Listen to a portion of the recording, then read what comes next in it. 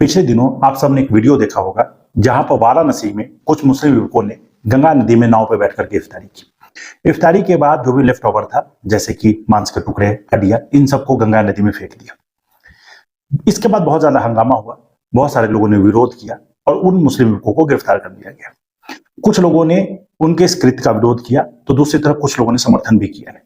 जो लोग इसका समर्थन कर रहे हैं उनका तर्क ये है कि हिंदू धर्म के लोग भी तो अस्थियों का विसर्जन करते हैं गंगा नदी में।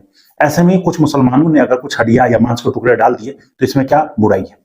देखिए, हमें चीजों को तार्किक तरीके से समझने का प्रयास करना पड़ेगा, और जब आप तार्किक तरीके से इसको समझेंगे तो पाएंगे कि यह कृत्य गलत था। गलत कैसे था? एक बहुत ही इंपॉर्टेंट थिंकर हुए सोशियोलॉजी में, जिनका नाम था इमाइल डर्कहाइम। डर्कहाइम ने कॉन्सेप्ट दिया था कलेक्टिव कॉन्शियसनेस का।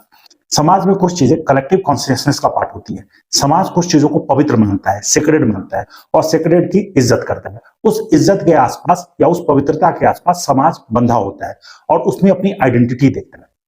उदाहरण के तौर पे हिंदू धर्म के लोग जब मंदिर में जाते हैं तो मंदिर को पवित्र मानते हैं और उस मंदिर प्रांगण में जूता लेकर के नहीं जाते, उसको बाहर खोल देते हैं, क्योंकि ये एक तरीका है जिससे कि समाज बंधता है और एक अपनी आइडेंटिटी को पहचानता है। उसी तरीके से गंगा नदी को हिंदू धर्म के लोग सेक्रेड मानते हैं, और भारत में चाहे किसी भी धर्म के लोग जो भी रह रहे हैं, सबको पता है कि हिंदुओं के लिए ये एक सेक्रेड जगह है, एक सेक्रेड नदी है, एक पवित्र नदी है। और पवित्र नदी में अगर आप जाकर के हड्डियां या लेफ्ट ओवर डालेंगे, जानबूझ करके उसका वीडियो बना करके सर्कुलेट करने का प्रयास करेंगे, तो इंटेंट पे क्वेश्चन होता है कि ये तरीका क्यों अपनाया गया, ये क्यों किया गया। निश्चित तौर पे समाज में एक विभेद क्रिएट करने के लिए। सेक्रेड चीजों का इज्जत करना चाहिए, सम्मान करना चाहिए, चाहे वो किसी भी धर्म का हो। और जब हम जानबूझ करके उसको नुकसान पहुंचाते हैं या उसका सम्मान नहीं करते हैं, तो ये समाज में एक विभेद क्रिएट करता है और समाज को बांटने का प्रयास करता है। उदाहरण के तौर पे अगर कोई व्यक्ति जमजम पानी को अपवित्र करने का प्रयास करे, या फिर कोई व्यक्ति सिखिज्म में जो सेक्रेड सरोवर है, जो पवित्र सरोवर है, वहां पे जाकर के उसको गंदा करने का प्रयास करे, तो आप उसका समर्थन तो नहीं करेंगे कि नहीं नहीं पानी ही है। दूसरी तरफ जहां पे अस्थियों की बात की जा रही है, तो हिंदू धर्म के अनुसार अस्थियां जो हैं वो भी सेक्रेड हैं, और उस सेक्रेड अस्थियों को, पवित्र अस्थियों को पवित्र जल में डालना पड़ता है, जिसको विसर्जन कहा जाता है कि आप उसको विसर्जित कर रहे हैं।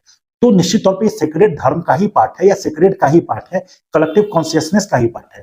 तो हमें तर्क देना चाहिए, कुतर्क नहीं करना चाहिए। और ये जो हरकत है, इस तरह की हरकत से समाज में एक विभेद क्रिएट होता है, और जो भी व्यक्ति जो सेकुलरिज्म की बातें करते हैं उनको भी इसका विरोध करना चाहिए। और खास करके जो भी लोग मुस्लिम धर्म से हैं उनको आगे आकर के इन लोगों के द्वारा जो कृत्य किया गया उसका विरोध करना चाहिए कि ये जो कृत्य है ये एक छिछोरापंथी है, घटियापन है, और इस घटियापन का समर्थन करना मूर्खता से बढ़कर के कुछ नहीं।